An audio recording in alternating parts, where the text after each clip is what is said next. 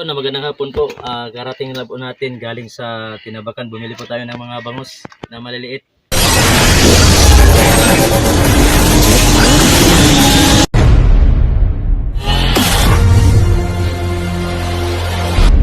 Ito na po siya mga Ikson. Ito yung mga maliliit na mga bangus. Tingnan nyo, parang ang liliit. Mga Ikson, ilalagay ko na sa aking pispan. Ano? Ang iba malaki ng iba.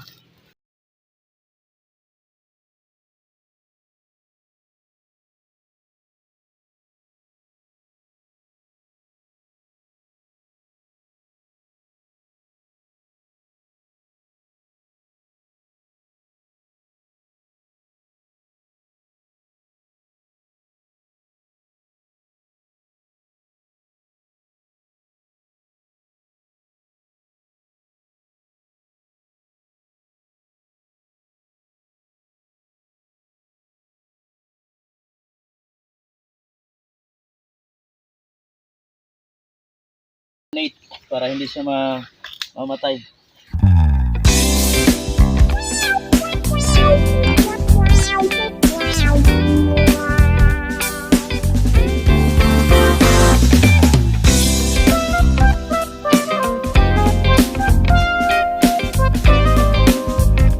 Number 1, ibabad muna natin to mga in 30 seconds dito sa tubig para hindi siya mamatay.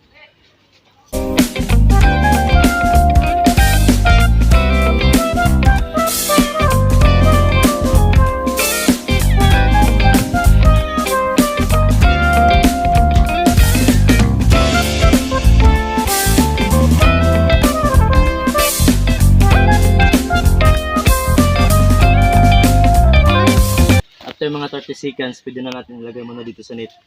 Kasi kung ibigla natin ilagay sa gitna, baka kainin ng mga malalaking isda dyan.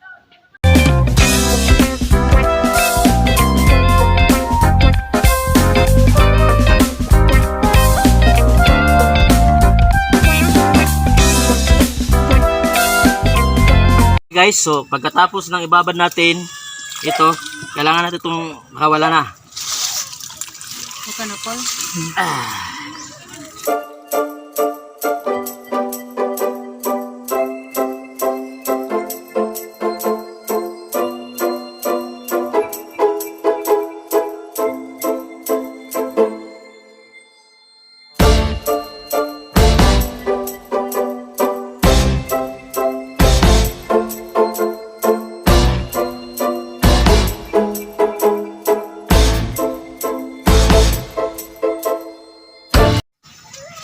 Okay.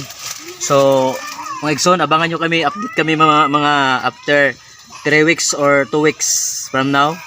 Makikita nyo kung papakita ko sa inyo kung malaki na siya. Kung kasing laki na ng mga pencil, pwede ko na siya pakawalan. A few moments later. Magandang hapon po mga Ikson. Ngayon po ay mag-update tayo sa ating maliliit na mga bangus. Oras na sa ating pakawalan na natin sila. Dahil malalaki na, dahil mayroon ng mga patay dahil sa sobrang laki nila.